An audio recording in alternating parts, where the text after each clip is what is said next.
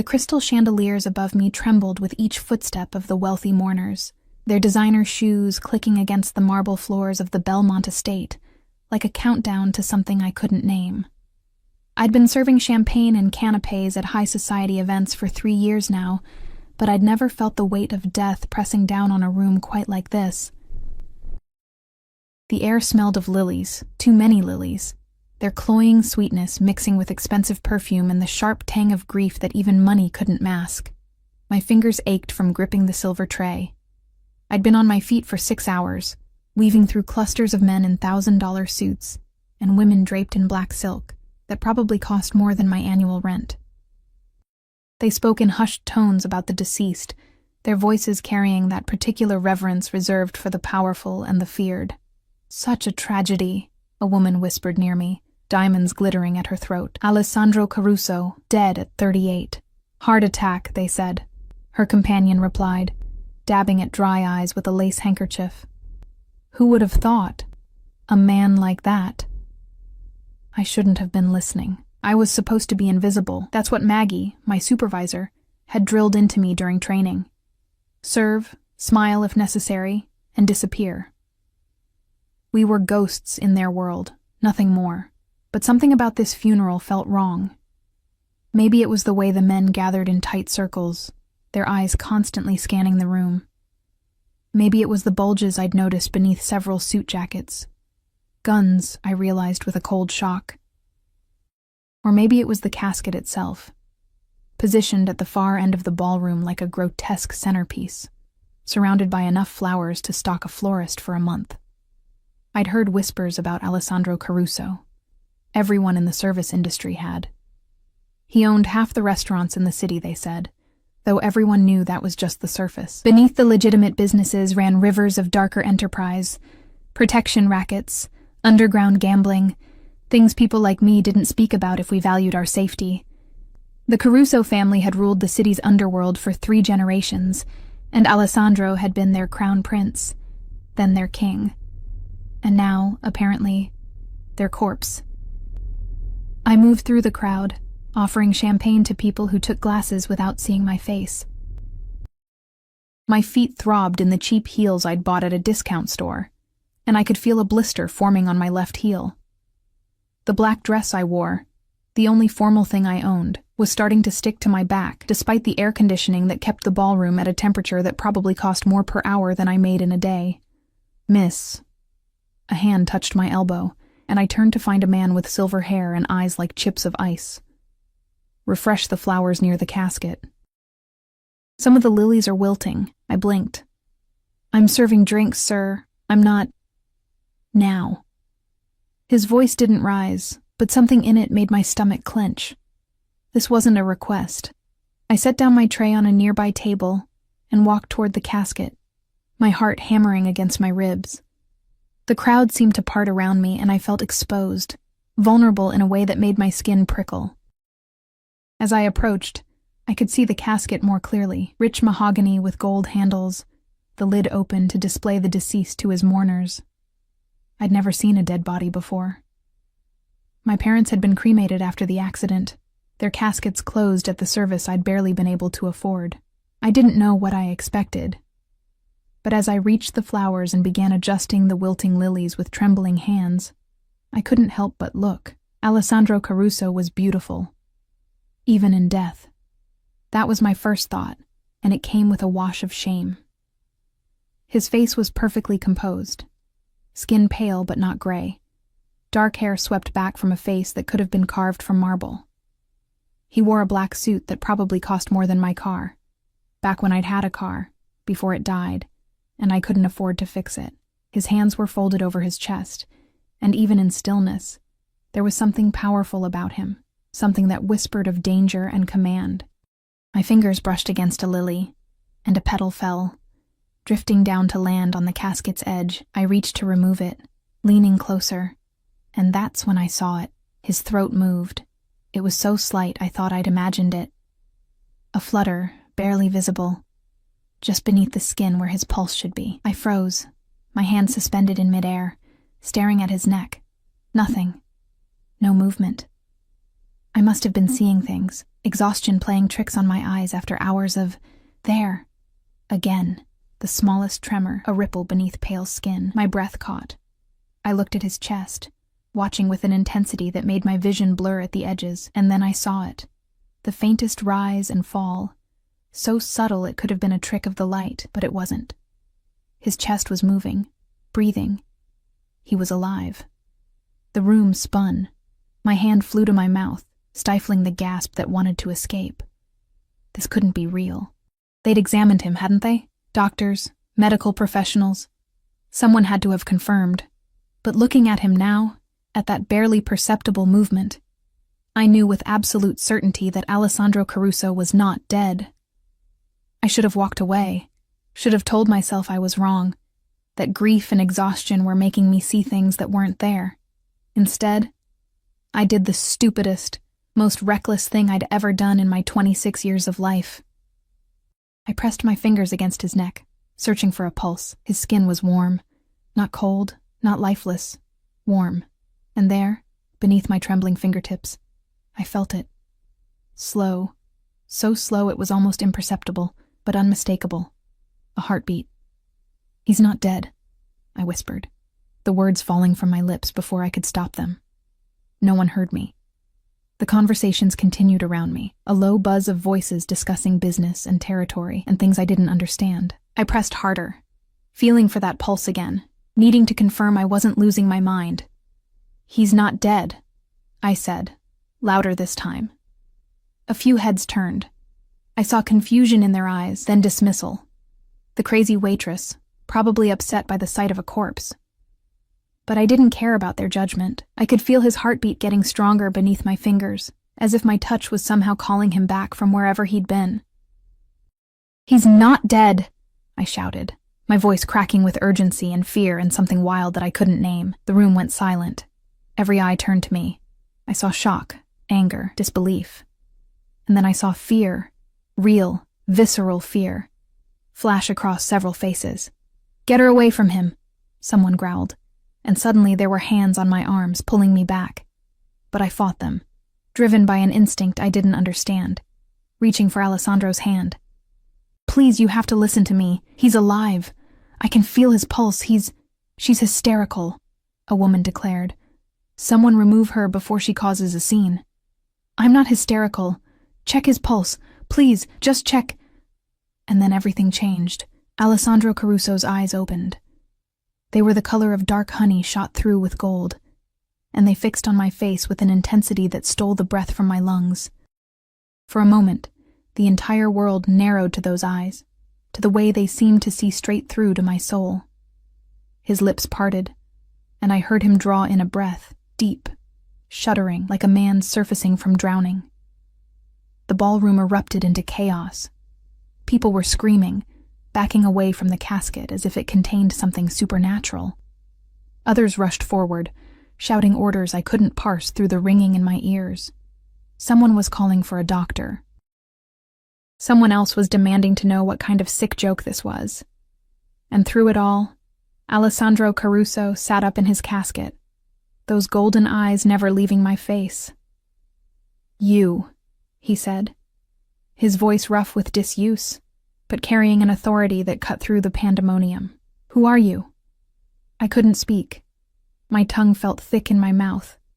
My throat closed with terror and awe, and the dawning realization of what I'd just done. I'd stopped a funeral. I'd touched a man everyone thought was dead. I'd brought him back to life, or revealed he'd never left it in the first place. "Answer me." His hand shot out, faster than should have been possible for someone who'd been unconscious moments before, and his fingers wrapped around my wrist. His grip was firm, warm, alive in a way that sent electricity racing up my arm. "What is your name?" Emma," I stammered. "Emma Sterling. I'm just the waitress." I didn't mean to. I saw him breathing, and I thought, "She's lying." The voice came from somewhere in the crowd, sharp with accusation. "This is some kind of trick. She must have—" Silence. Alessandro didn't shout, but the single word carried such weight that the entire room obeyed instantly. He was still holding my wrist, his thumb pressed against my pulse point as if he was measuring my heartbeat the way I'd measured his. "How did you know?" "I saw your throat move," I whispered. "And then your chest. You were breathing, so I checked your pulse and everyone out." He released my wrist and turned to address the crowd, and I saw something shift in him. The confusion in his eyes hardened into command, the vulnerability of waking replaced by something cold and calculating. "Now, Alessandro, you need medical attention," someone began. "I need answers." His gaze swept the room, and I watched people flinch away from it like they'd been burned. Someone tried to bury me alive. Someone in this room thought I was dead, or wanted me to be, and now I'm going to find out who. "Marco." He pointed at a man built like a wall, all muscle and menace. "Clear the room. Keep everyone's names. No one leaves the grounds." The ballroom began to empty, but slowly, with people casting backward glances at Alessandro, as if they still couldn't believe what they were seeing. I tried to slip away with them, but his hand caught mine again, pulling me back with surprising gentleness. "Not you," he said quietly, meant only for my ears. "You stay." I wanted to argue, wanted to wrench my hand free and run until my lungs burned and my legs gave out. But something in his eyes held me captive more effectively than his grip. A mixture of curiosity and something darker, something that looked almost like possession. "Why?" I managed to ask. "Because," Alessandro Caruso said, his thumb tracing a circle on the inside of my wrist that made my pulse jump beneath his touch. "You're either the woman who saved my life, or you're part of the conspiracy that nearly ended it. And until I know which, Emma Sterling, you're not going anywhere." The last mourner filtered out, leaving us alone in a ballroom full of flowers, meant for a funeral that would never be. The doors closed with a heavy thud that sounded like a prison sentence. Alessandro stood from his casket, and I realized for the first time how tall he was, how he seemed to fill the space around him with an energy that was almost overwhelming. He swayed slightly, and instinct overrode my fear. I reached out to steady him, my hands landing on his chest. Beneath the expensive fabric of his suit, I could feel his heart beating strong and steady now. So different from that threadbare pulse I'd discovered at his throat. "You should sit," I said. "You were barely alive 5 minutes ago. I need to know what happened to me." His hands covered mine, pressing them flat against his chest. "And I need to know why you, of all people, were the one to notice. Why you cared enough to speak up when no one else did." I didn't have an answer for that. I didn't understand it myself, but standing there with my hands trapped against his heartbeat in a ballroom that smelled of death and lilies, I felt the first tremor of something that would change everything. Alessandro Caruso was alive because of me. And somehow, I knew that meant my life would never be the same. The medical team arrived within 20 minutes, rushing through the ballroom doors with equipment and urgency. I tried to step back, to give them space, but Alessandro's grip on my hand tightened, keeping me anchored at his side like I was his lifeline to consciousness. "Don't," he said simply, and I stayed. Dr. Reeves, a gray-haired man with steady hands and worried eyes, examined Alessandro with practiced efficiency while asking questions in a low, careful voice. Blood pressure, pupil response, heart rate. I watched the numbers on the monitors climb from dangerously low to something closer to normal and felt a strange sense of relief that I had no right to feel. This man was a stranger. More than that, he was dangerous. Everyone in the city knew what the Caruso name meant. "You were poisoned," Dr. Reeves finally announced, snapping off his latex gloves. "Tetrodotoxin, if I had to guess. It mimics death, slows the heart rate and breathing to nearly imperceptible levels. In the right dose, it can make someone appear dead for hours, even to trained medical personnel." "Pufferfish toxin," Alessandro said, his voice still rough, but growing stronger with each passing minute. "Someone wanted me in the ground. Someone almost succeeded." Dr. Reeves packed his equipment with sharp, angry movements. "Another few hours in that casket and you would have suffocated. The dose was calculated to keep you under just long enough for burial. Whoever did this knew exactly what they were doing." I felt sick. The champagne I'd sipped during my break churned in my stomach. Someone had planned this, had poisoned Alessandro Caruso with a substance that would make him appear dead, had fooled doctors and family members, had arranged for him to be buried alive. The cruelty of it made my skin crawl. I want toxicology reports on everything I consumed in the last 48 hours, Alessandro ordered. Food, drinks, medication. Everything. Already being arranged, a new voice made me jump. I turned to find a man standing in the doorway, tall and lean, with dark hair graying at the temples and eyes that assessed me like I was a threat to be neutralized. The house has been locked down. No one in or out until we find who did this. Good. Alessandro finally released my hand, and I felt the loss of his warmth like a physical thing. He stood, ignoring Dr. Reeves's protests, and straightened his suit jacket with a composure that seemed impossible for someone who'd just woken from a poison-induced coma. Dante, this is Emma Sterling, the waitress who saved my life. Emma, this is Dante Russo, my head of security. Dante's gaze sharpened on me, and I resisted the urge to shrink back. The waitress? You're certain? I'm certain she was the only one who noticed I was still breathing. Alessandro's tone carried an edge that made Dante's jaw tighten, which raises interesting questions about everyone else in that room. I'll begin immediate interrogations, Dante said, starting with the medical examiner who declared you dead. Do that. And Dante? Alessandro waited until his security head met his eyes. Put someone on Miss Sterling. 24-hour protection. My heart stopped. What? No. I don't need... You stopped my funeral, Alessandro interrupted, turning those golden eyes back to me. You exposed whoever tried to kill me. They won't appreciate that interference.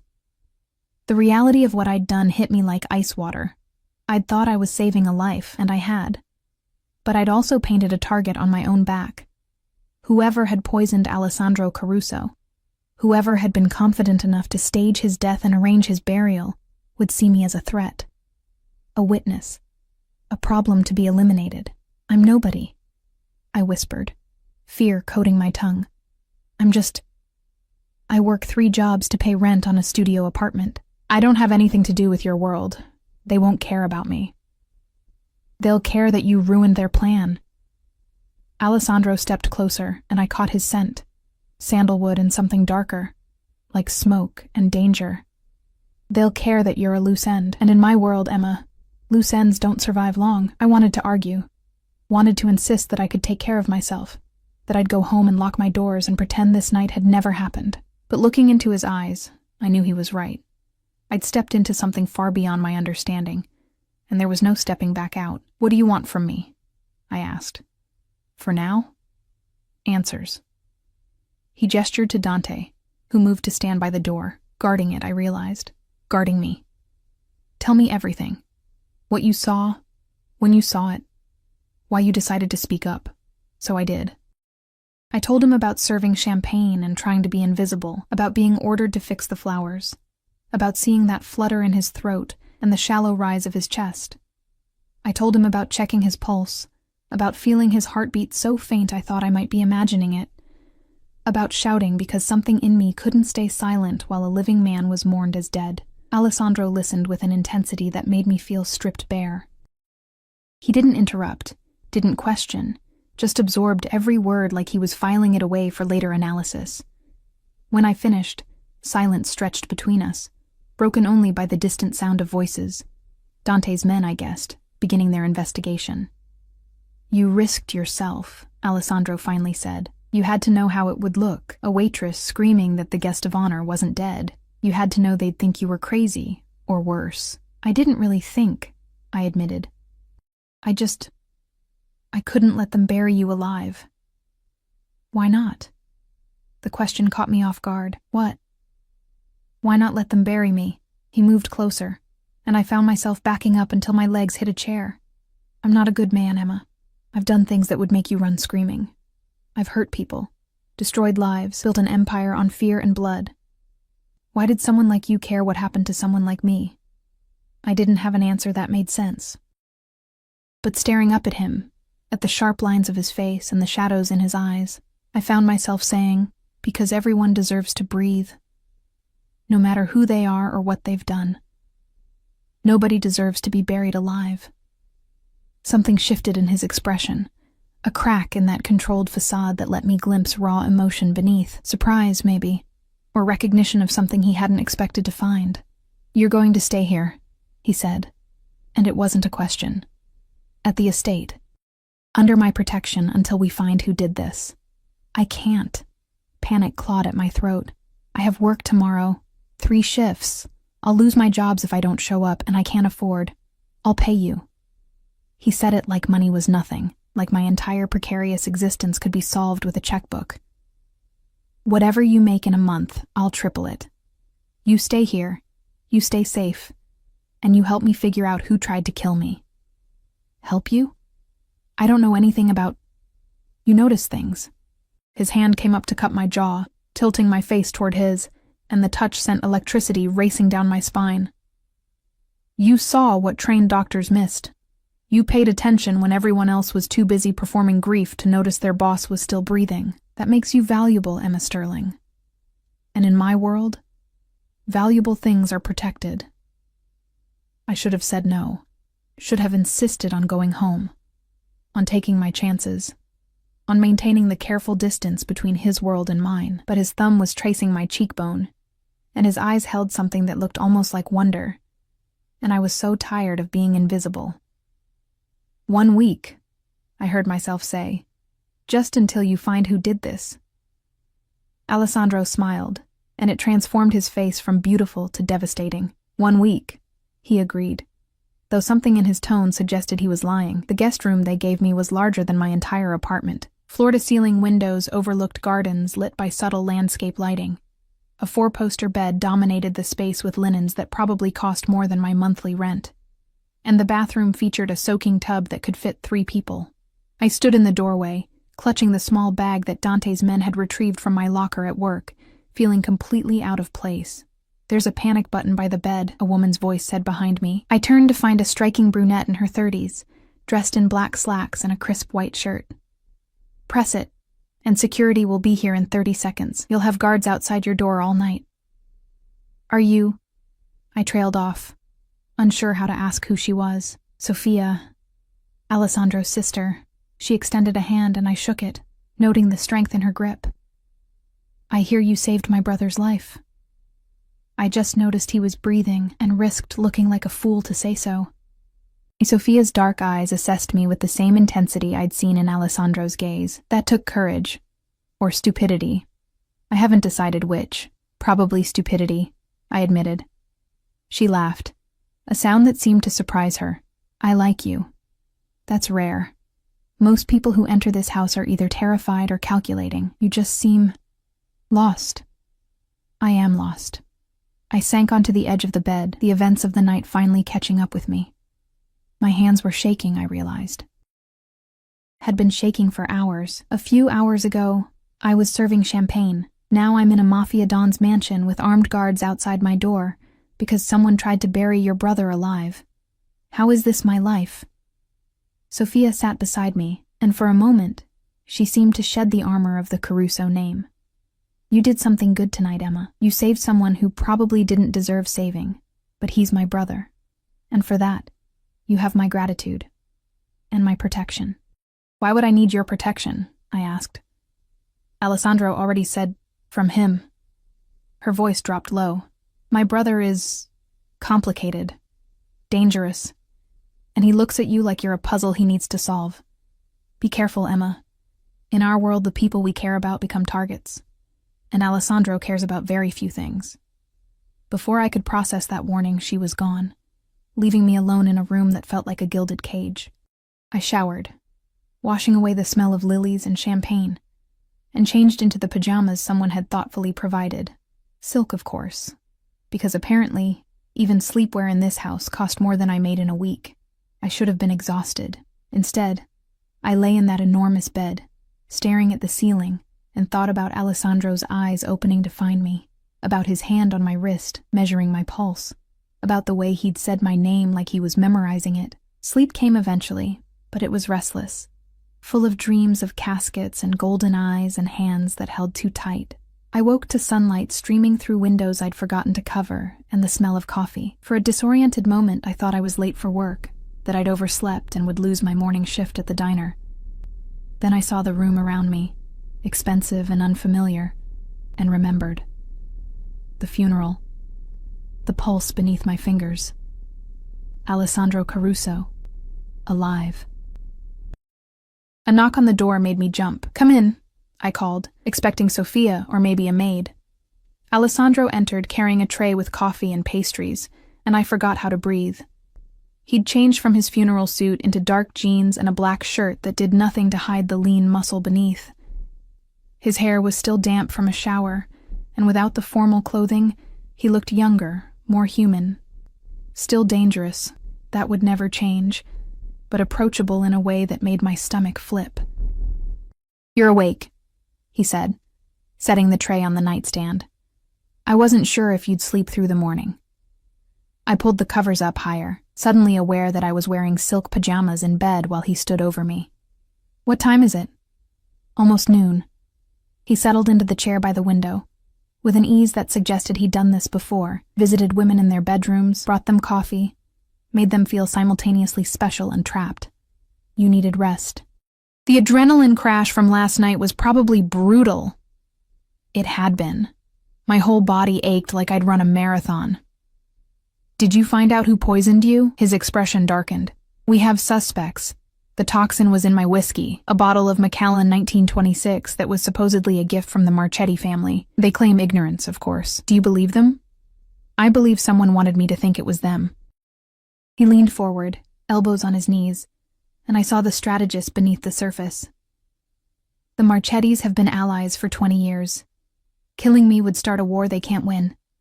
Framing them for my death, though, that would eliminate 2 threats at once." I reached for the coffee, needing something to do with my hands. It was perfect. The right temperature, the right amount of cream, like he'd somehow known how I took it. So what now? Now I find who's actually responsible. And I keep you close while I do it. His eyes met mine over the rim of his own coffee cup. "You're under my protection, Emma. That means you don't leave this house without guards. You don't talk to anyone I haven't vetted. You don't take risks. You're talking about me like I'm yours to command. In this house, under my roof, you are." He said it without apology, without hesitation. "I know you don't understand my world yet. But in it, protection is ownership. Safety is control. And I control everything in my domain." I should have been angry, should have thrown his coffee in his face and demanded to leave. Instead, I found myself asking, "For how long?" "Until the threat is eliminated." He stood, moving to the window to stare out at his gardens. "Or until you decide you'd rather take your chances on your own. That's not a choice. That's a threat wrapped in protection." "Yes," he agreed, turning back to me. "It is. Welcome to my world, Emma. Nothing here is ever simple." He left me then, with coffee going cold and pastries I couldn't eat, staring at the closed door and wondering what I'd gotten myself into. Outside my window, I could see guards patrolling the grounds. Inside, I could hear the low murmur of voices as Alessandro's people conducted their investigation. And somewhere in this massive house, a man I'd saved from burial was treating me like precious cargo that needed to be locked away for safekeeping. I'd wanted to be seen, to matter, to be something more than invisible. I should have been more careful what I wished for. 3 days passed in a blur of luxury and captivity. I woke each morning to breakfast delivered by silent staff, spent my afternoons in the library or gardens under the watchful eyes of guards, and ate dinners in the formal dining room with Alessandro, Sophia, and occasionally Dante, discussing topics I barely understood. Territory disputes, supply chains, political alliances that had nothing to do with elections and everything to do with power. Alessandro was always there, a constant presence that I couldn't escape even when he wasn't in the room. I felt him in the guards stationed outside my door, in the clothes that appeared in my closet perfectly tailored to my size, in the way the staff deferred to his unspoken commands about my comfort. He was weaving a web around me, silken and inescapable, and I didn't know whether to be grateful or terrified. On the 4th morning, I woke to raised voices downstairs. I pulled on a robe, cashmere because apparently even bathrobes in this house were obscenely expensive, and crept to the top of the staircase, driven by curiosity that was probably going to get me killed. Don't care what her story is, a woman's voice was saying, sharp with anger. She's a liability, Alessandro. A waitress with no training, no background, no reason to be here except that you've decided she's special. She saved my life, Valentina. Alessandro's voice was colder than I'd ever heard it. That makes her more than special.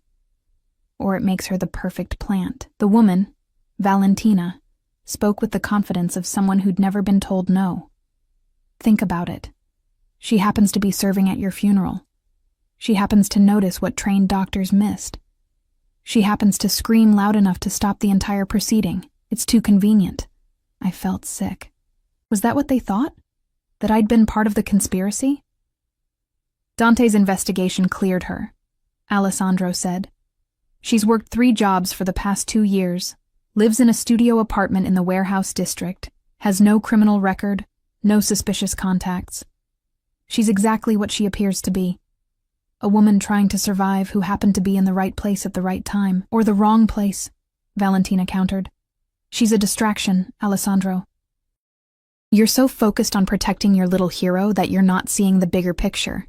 The bigger picture, Alessandro said, his voice dropping to a register that made my skin prickle with warning, is that someone in my organization tried to kill me.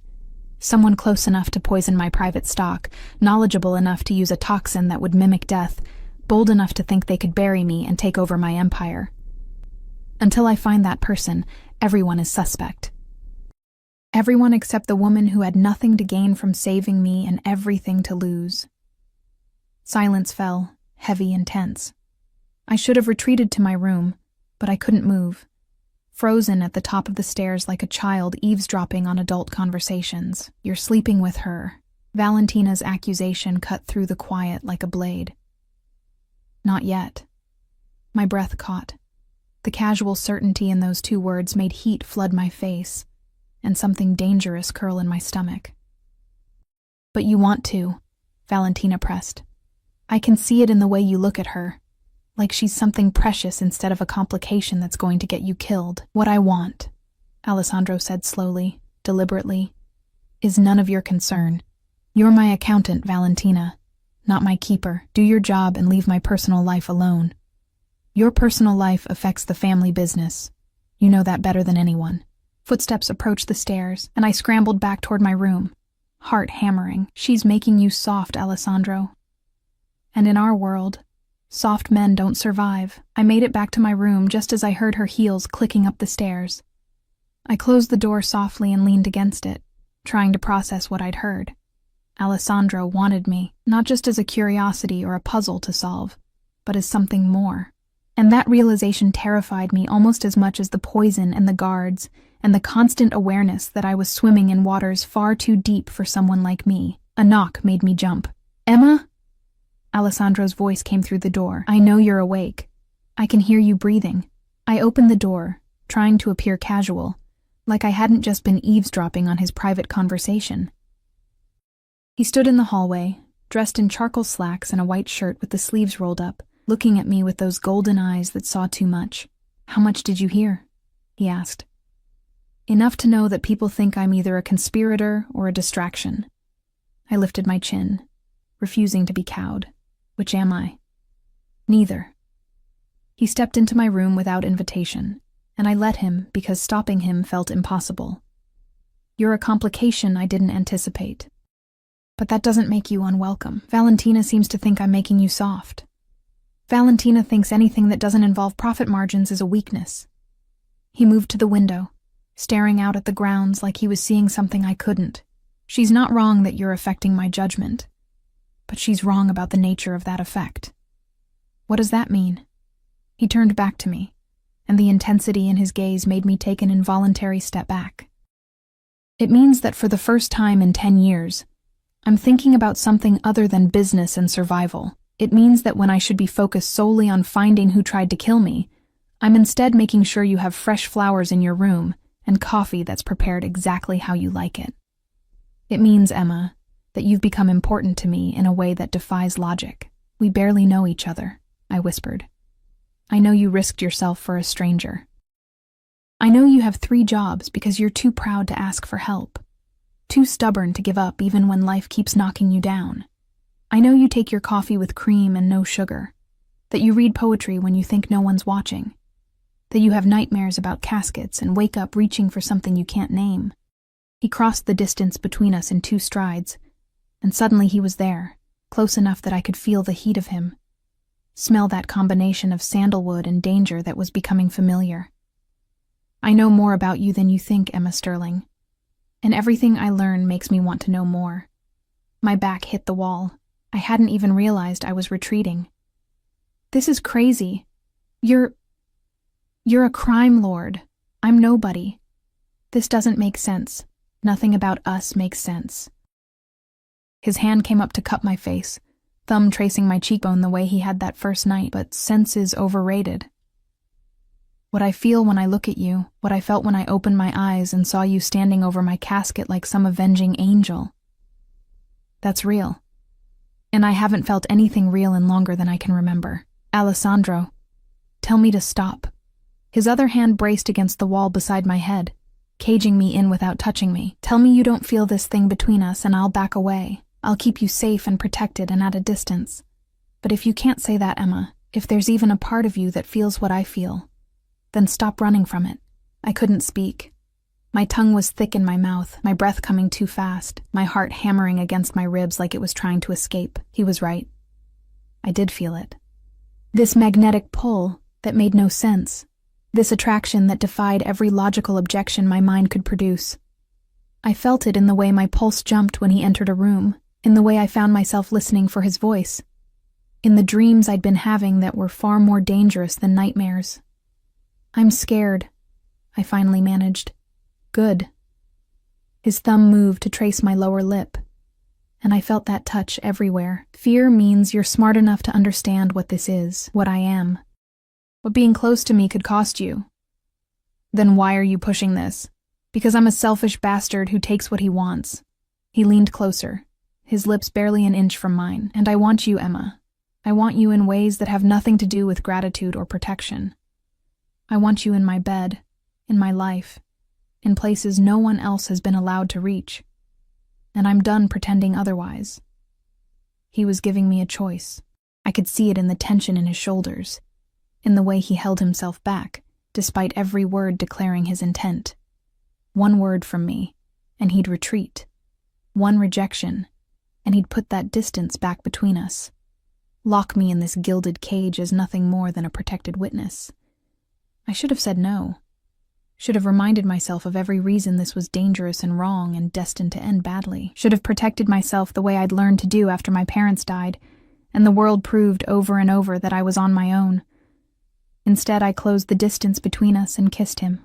It was like touching lightning. His mouth claimed mine with a hunger that stole my breath, one hand sliding into my hair while the other wrapped around my waist, pulling me flush against him. I gasped, and he took advantage, deepening the kiss until I couldn't think, couldn't breathe, couldn't remember any of the reasons this was a terrible idea. I'd been kissed before. Quick, fumbling encounters with boys who didn't know what they were doing and didn't care to learn. This was different.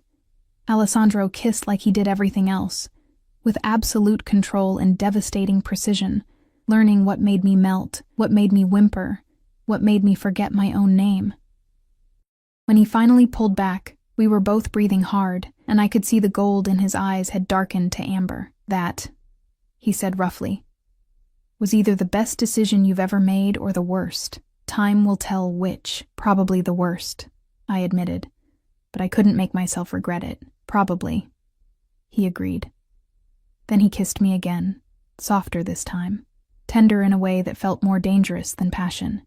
But you're mine now, Emma. For better or worse, you've tied yourself to me, and I protect what's mine with everything I have. A sharp knock interrupted whatever I might have said.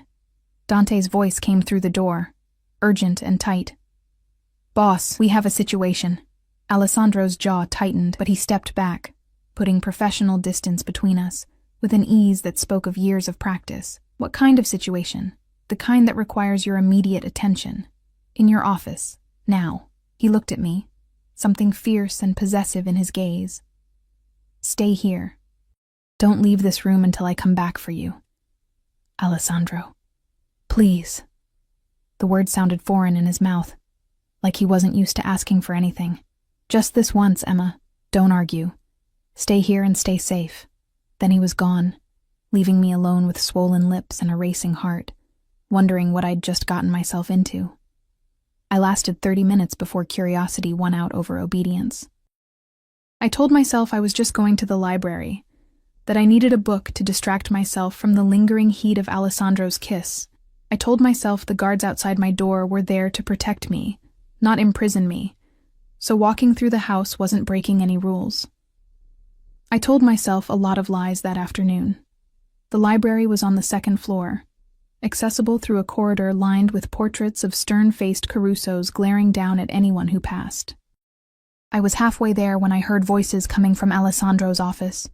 Raised, angry voices that made me slow my steps. Can't be serious about this girl, someone was saying. A man's voice, older, carrying authority. She's a complication we don't need right now. What I do with Emma Sterling is not your concern, Uncle. Alessandro's voice was cold enough to freeze. Focus on finding the traitor in our ranks, not on my personal life. Your personal life becomes our concern when it threatens the family. The uncle, I didn't know his name, wasn't backing down. You've made yourself vulnerable, Alessandro. You're distracted, soft, protective of a woman who means nothing in our world. She means something to me. Since when do you let emotion dictate business decisions? Since someone tried to bury me alive. The explosion of rage made me flinch. I'd never heard Alessandro lose control. Never heard that ice crack to reveal the fury beneath. Since I woke up in a casket to find that the only person who gave a damn whether I lived or died was a waitress I'd never met.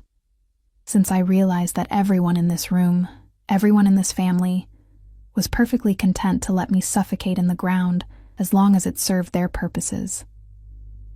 Silence fell, heavy with shock. You don't mean that, the uncle said, but he sounded uncertain now. Don't I? Alessandro's voice had returned to that dangerous quiet. Someone poisoned me, Uncle.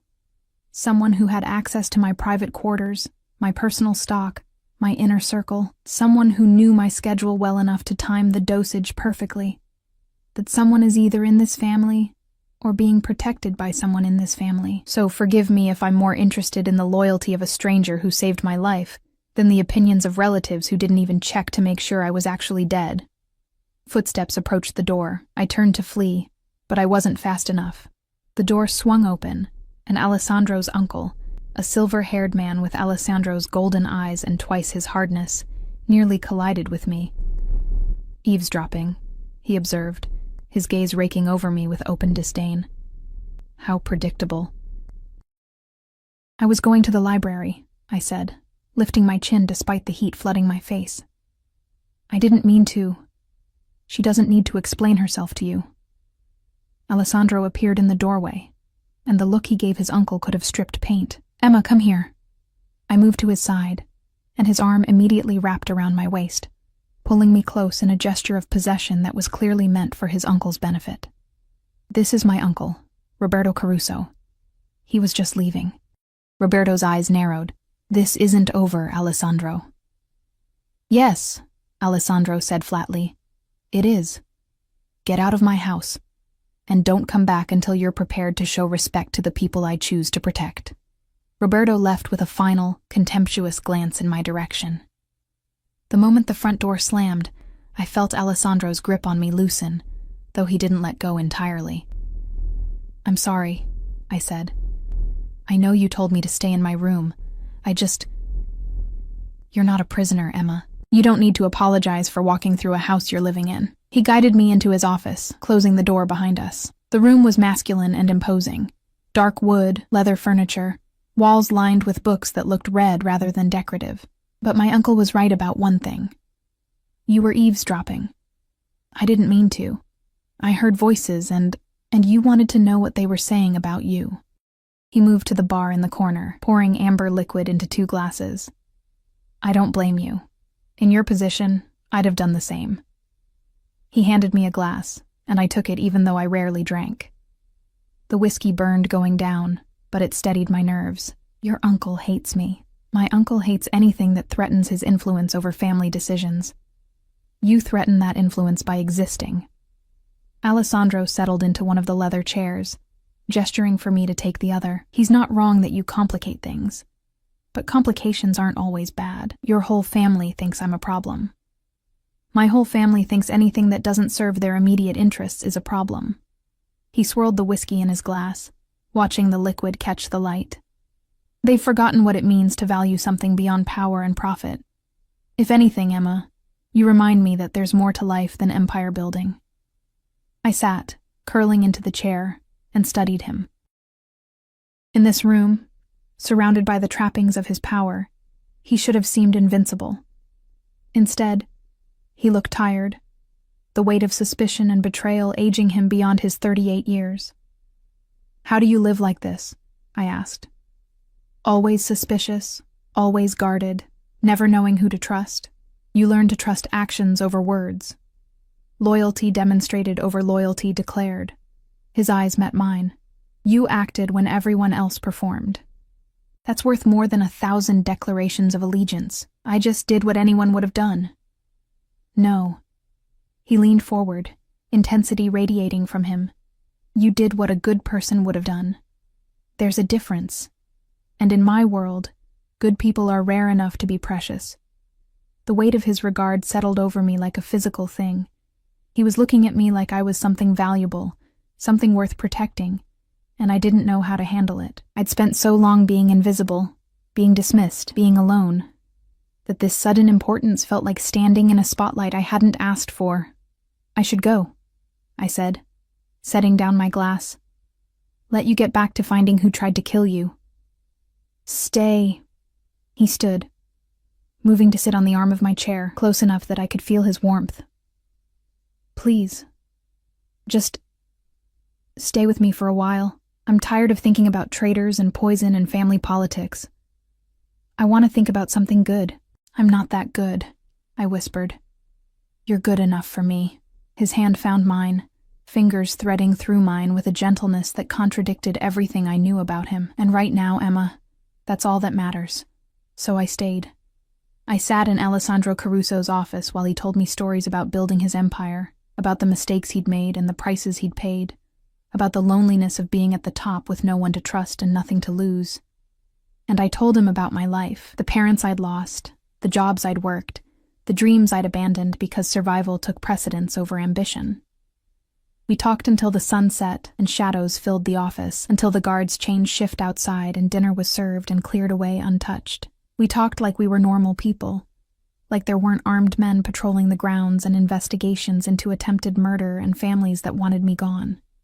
And when he finally walked me back to my room, his hand never leaving mine, I realized that somewhere in the past 4 days, I'd stopped being just the waitress who saved his life.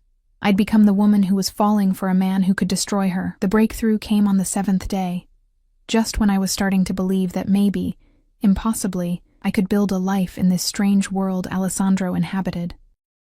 I woke to shouting, not the controlled, cold anger I'd heard before, but genuine fury that shook the windows. I threw on clothes and ran downstairs, my guards following close behind, to find the entrance hall filled with people. Alessandro stood at the center, his face a mask of rage barely contained, while Dante held a man I'd never seen before by the collar. The man was bleeding from his nose, his expensive suit torn, his eyes wide with the kind of fear that came from knowing death was imminent. "Tell her," Alessandro commanded, his voice like gravel. "Tell Emma Sterling exactly what you did." The man's gaze found me on the stairs, and I saw recognition flash across his face. "I didn't know," he gasped. "I swear I didn't know she'd actually do it." "Who?" I descended the stairs slowly, drawn by something I couldn't name. "Who did what?" "My daughter." The man, older, graying, with the look of someone who'd been broken, struggled in Dante's grip. "Caterina, she was the one who poisoned Alessandro. She wanted to marry him, to unite our families, but he refused. So she decided to kill me and frame the Marchettis." Alessandro finished coldly, starting a war that would weaken both families and leave yours in a position to fill the power vacuum. I felt sick. This was about rejected marriage proposals and family politics, about power plays I couldn't begin to understand, and I'd walked right into the middle of it by saving Alessandro's life. "Where is she now?" Dante demanded. "Gone." The man's voice broke. "She ran when she heard you were alive. I don't know where." "You're lying." Alessandro moved with deadly grace, pulling a gun I hadn't known he was carrying and pressing it to the man's temple. "You're her father. You know exactly where she'd run to." "Alessandro." Sophia's voice cut through the tension. She stood in the doorway to the dining room, looking calm despite the violence unfolding in her entrance hall. Not in front of Emma. Alessandro's eyes cut to me, and I saw the moment he remembered I was there, witnessing this. His jaw tightened, but he lowered the gun. "Dante, take him to the basement. Make him talk." "No!" The man struggled as Dante hauled him toward a door I'd never noticed before. "Please, I'll tell you everything. Just don't." The door closed on his pleas, and silence fell. Alessandro stood with his back to me, shoulders rigid, the gun still in his hand. I should have been horrified, should have been running for the exit, demanding to leave this house of violence and casual cruelty. Instead, I found myself walking toward him. "Alessandro," I said softly. He turned, and the look in his eyes stopped my heart. It was the look of a man who'd just shown his true nature to someone who mattered, who'd exposed the monster beneath the controlled facade and was waiting for the inevitable rejection. "This is who I am," he said flatly. "This is what I do. I torture information out of men who betray me. I kill people who threaten what's mine. I built my empire on blood and fear, and I do it again without hesitation." He took a step toward me, then stopped, like he was afraid to get too close. "So go ahead, Emma. Run. Tell me you can't handle this world, that you want out. I'll let you go. I'll make sure you're protected, set you up somewhere safe, give you enough money to start over. Just say the word." I looked at him. Really looked at him. At the man who'd brought me coffee in bed and learned how I liked it, who'd held my hand while telling me stories about his life, who'd kissed me like I was something precious, something worth protecting, who'd defended me to his family even when it cost him their support. "No," I said. He blinked. "No? No, I'm not running." I closed the distance between us, taking the gun from his hand and setting it on the hall table with shaking fingers. "I'm not stupid, Alessandro. I know what you are. I've known since the funeral what kind of man comes back from the dead with this much power, this much fear following his name. But I also know what you've been to me, and that matters more than what you are to everyone else. You're insane," he breathed. But his hands came up to frame my face, holding me like I might disappear. "You should be terrified." "I am terrified," I admitted.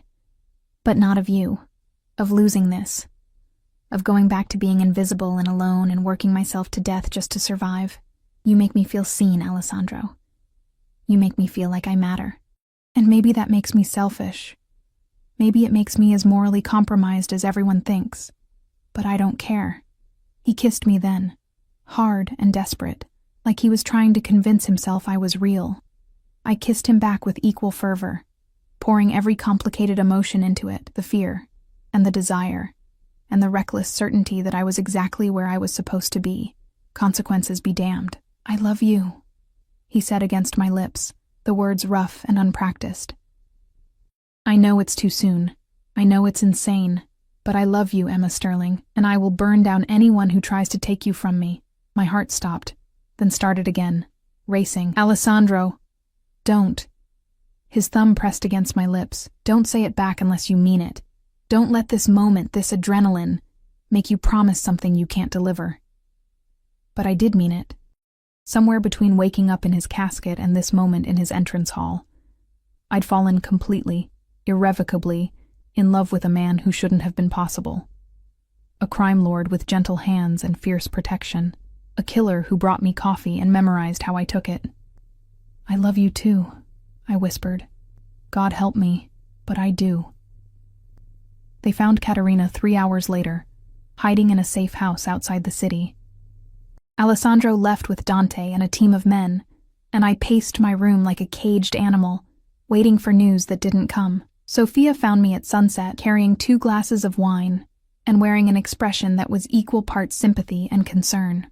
"He'll be back," she said, handing me a glass. "Alessandro always comes back. What if he doesn't?" The fear that had been building in my chest spilled out.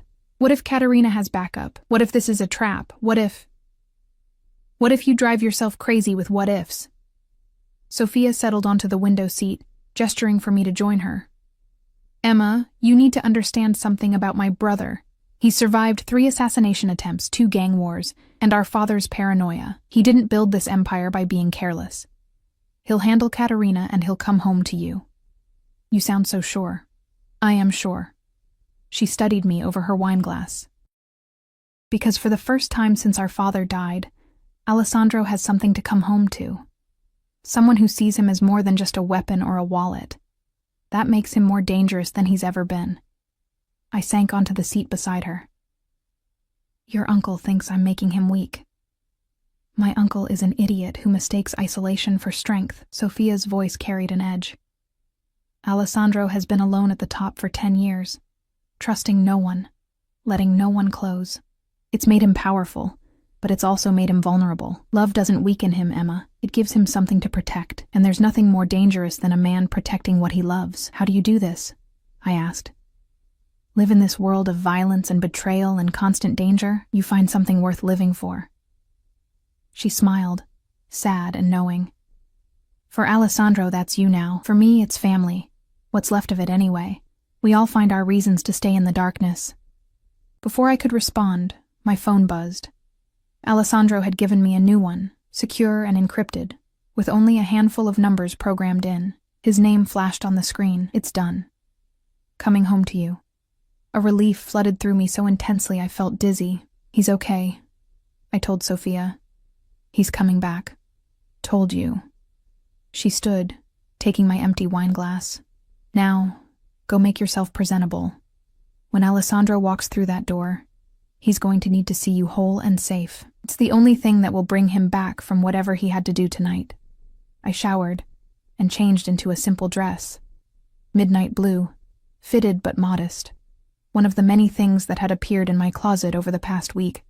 I brushed my hair until it shone and tried not to think about what "it's done" meant. Whether Caterina was in custody or something more permanent. Whether the man I loved had just killed someone. Whether I could live with that answer. I heard the cars arrive, heard voices in the entrance hall, heard Alessandro's footsteps on the stairs. Heavy, tired, but purposeful. When he appeared in my doorway, there was blood on his shirt and exhaustion in his eyes. But he was whole. Alive. "Emma," he breathed. And then I was in his arms, breathing in his scent beneath the copper smell of blood, feeling his heartbeat strong and steady against mine. "Are you hurt?" I pulled back, checking him for injuries with shaking hands. "Not my blood." He caught my hands, stilling them. "Caterina's dead. She tried to run, pulled a gun on Dante. He didn't have a choice. I should have felt something about that. Horror, maybe, or guilt. Instead, I just felt relief that it was over, that the threat was eliminated, that Alessandro was safe. What did that make me? "I'm sorry," he said, misreading my silence. "I know this isn't what you signed up for. Death and blood and—" I kissed him, cutting off his apology. "I signed up for you," I said against his lips. "All of you. The good and the terrible and everything in between. So stop apologizing for being who you are." He lifted me, and I wrapped my legs around his waist as he carried me to the bed. "I need you," he said roughly. "I need to feel something besides death and rage. I'm here." I cupped his face, making him look at me. "I'm right here, Alessandro, and I'm not going anywhere." What happened next was inevitable, had been building since that first moment in the funeral home, when his eyes opened to find me. He laid me down like I was something precious, something sacred, and showed me with his hands and mouth exactly what I'd come to mean to him.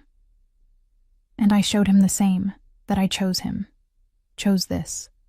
Chose a life that made no sense but felt more right than anything ever had. Afterward, We lay tangled together, my head on his chest, his fingers tracing patterns on my bare shoulder. Outside, guards patrolled and the estate settled into night. Inside this room, for this moment, we were just two people who'd found each other against impossible odds. "Marry me," Alessandro said into the darkness. I went still. "What?" "Marry me." He shifted so he could see my face. "I know it's fast. I know you should say no. But I almost died, Emma, and the only thing I could think about when I woke up was that I'd wasted so much time being alone when I could have been building something real. So marry me. Be my wife. Let me spend the rest of my life protecting you and loving you and making up for every moment you've ever felt invisible." I should have said it was too soon. Should have pointed out that we'd known each other barely a week, that this was insane, that marriages built on intensity rather than foundation never lasted. Instead, I said, "Yes." His smile transformed his face from beautiful to radiant. "Yes. Yes. I'll marry you, Alessandro Caruso.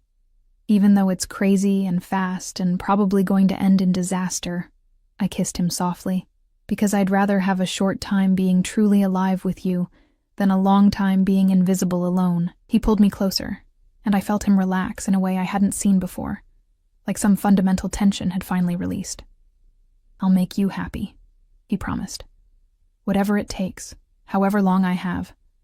I'll make sure you never regret this." "I know you will," I said, and meant it. Outside, the world continued its dangerous dance, but here, in this room, in this moment, we were safe. We were together, and that was enough. The wedding happened fast, too fast by normal standards, but nothing about us had ever been normal. 2 weeks after I said yes, I stood in a private chapel on the Caruso estate, wearing a dress that cost more than I'd made in my entire life, preparing to marry a man who'd been dead when I met him. Sophia stood beside me as my maid of honor, adjusting my veil with gentle hands. "You're sure about this?" she asked, not for the first time. "Once you're a Caruso, there's no going back to your old life. You'll be part of this family, with all the protection and danger that brings." I looked at my reflection in the full-length mirror. The woman staring back was almost unrecognizable, hair swept up in an elegant twist, makeup applied by a professional, wrapped in ivory silk that hugged every curve. But my eyes were the same, still uncertain, still a little afraid, still mine. "I'm sure," I said. "I've never been more sure of anything." The chapel was small but stunning, filled with white roses and candlelight. Alessandro had wanted something private, intimate, with only family and his most trusted people in attendance. No spectacle, no political maneuvering, just us, making promises that would bind us together for whatever time we had.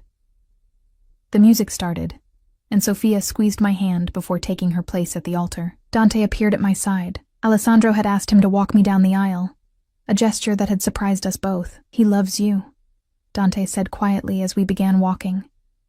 "I've known Alessandro for 15 years, and I've never seen him like this. You've changed him." "He's changed me too," I admitted.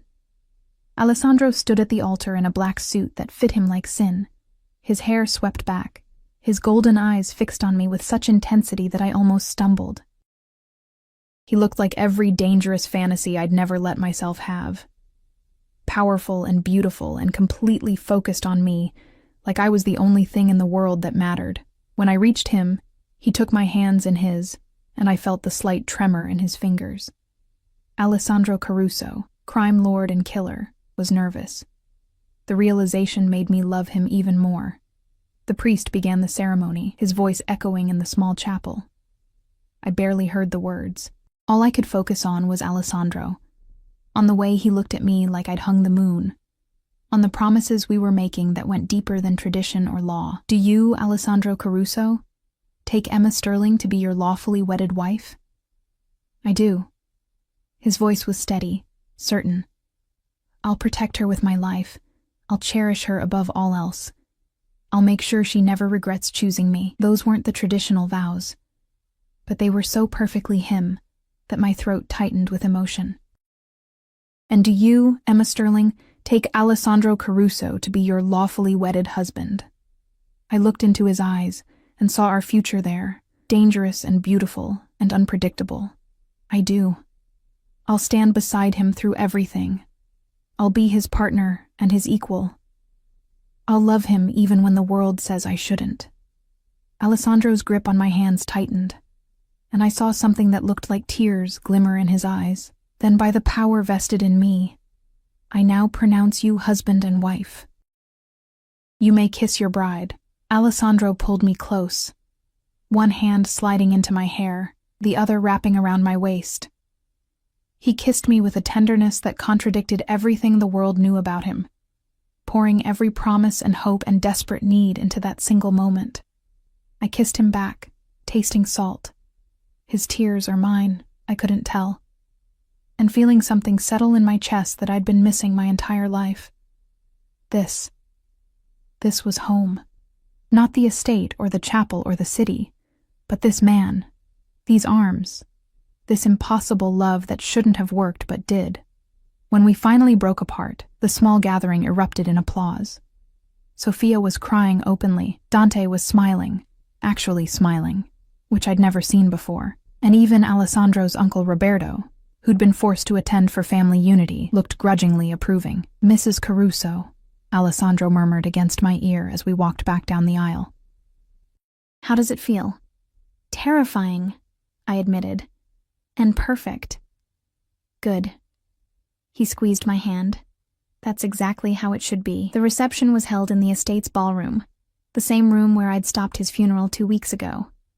Someone had transformed it from a house of mourning into something magical. Crystal chandeliers blazed with light, white flowers covered every surface, and a string quartet played soft music that filled the space with beauty.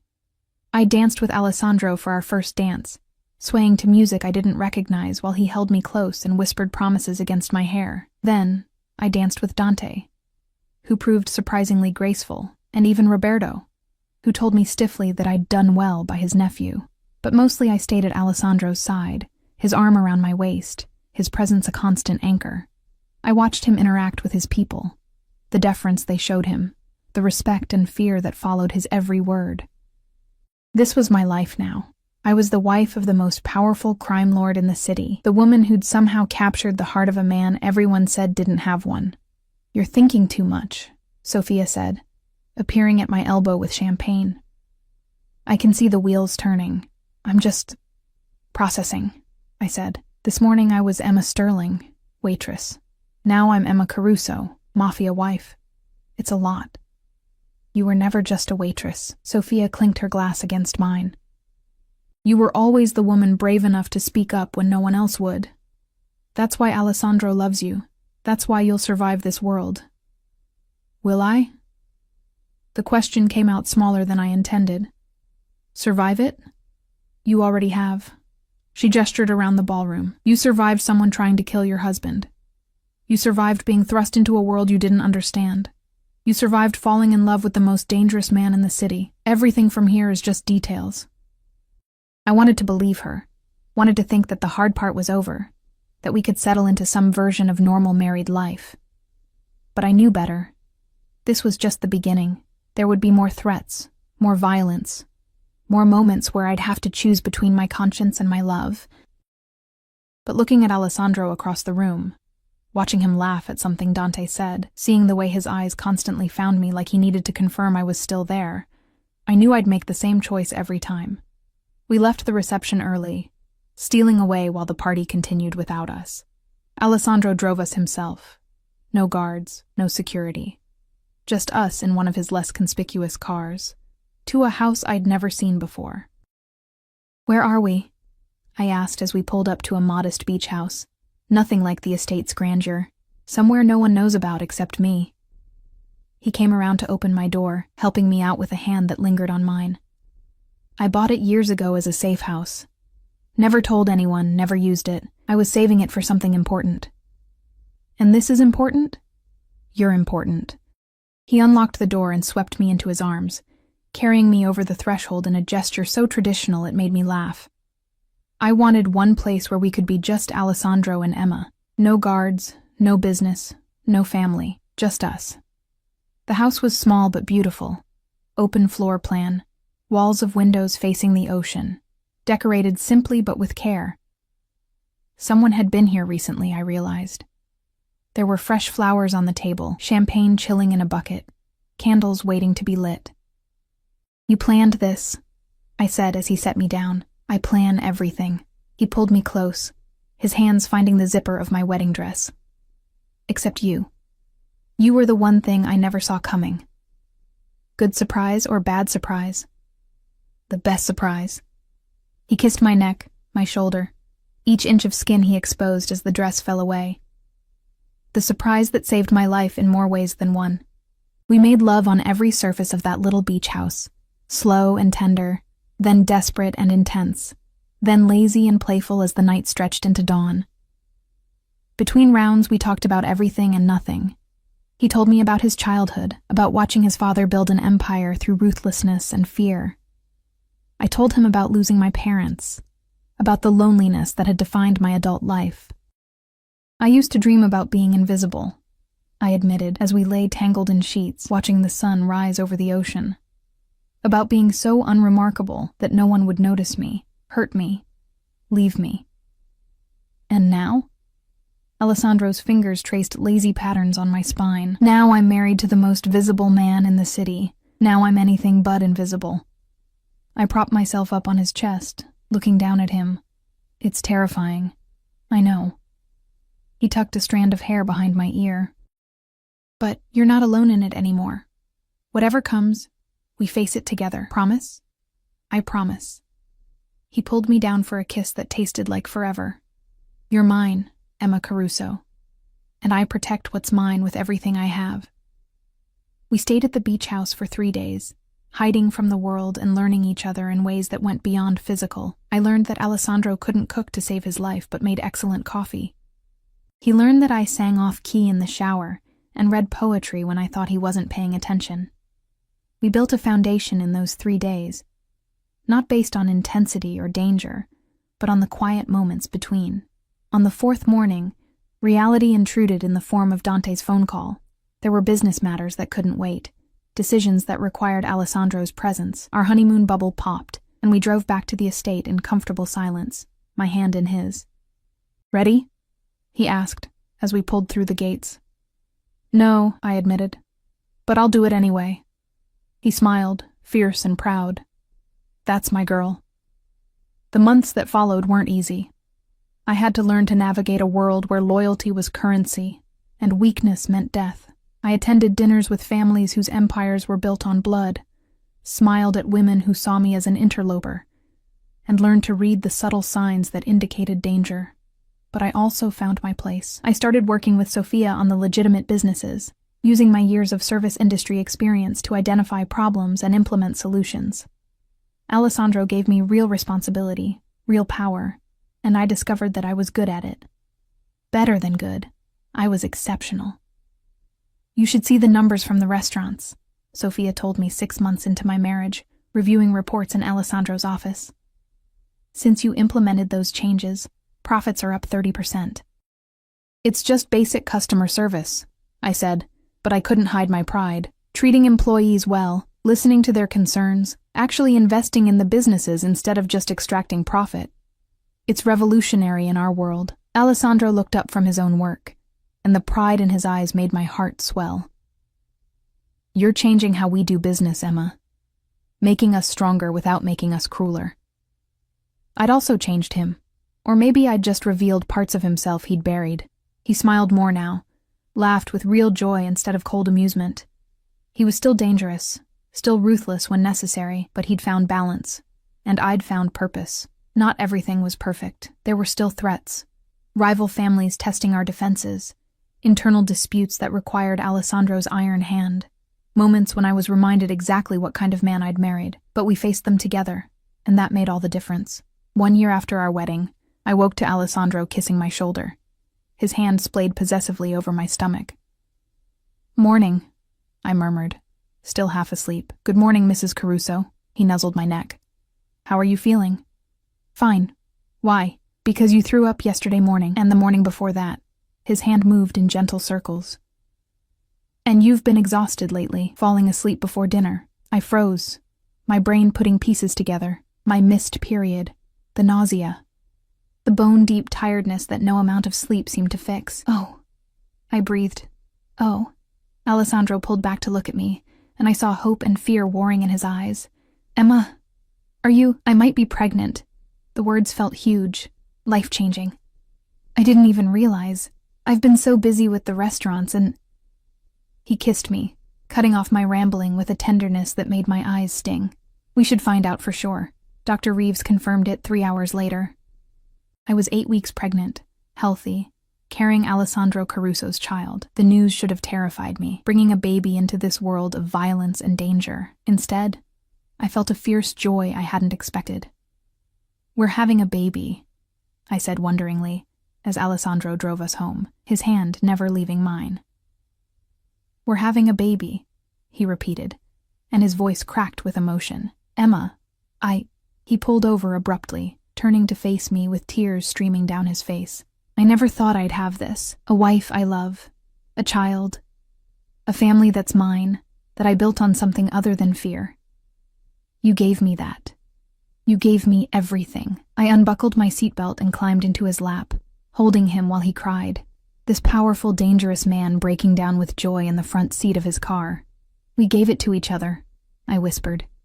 "This life, this family, this impossible happiness. We built it together." Our daughter was born on a spring morning, screaming her fury at the world with lungs that would have made her grandfather proud. We named her Isabella, after Alessandro's mother, and she had his golden eyes and my stubborn chin. I held her in the hospital room, Alessandro beside me with one finger caught in her tiny fist, and marveled at the journey that had brought us here, from a funeral where I'd stopped to save a stranger's life, to this moment, holding our daughter while the man I loved looked at us like we'd hung the moon. "She's perfect," Alessandro whispered, awe evident in every syllable. "She's ours," I corrected, and kissed him softly. The road ahead wouldn't be easy. Raising a child in Alessandro's world would bring challenges I couldn't yet imagine.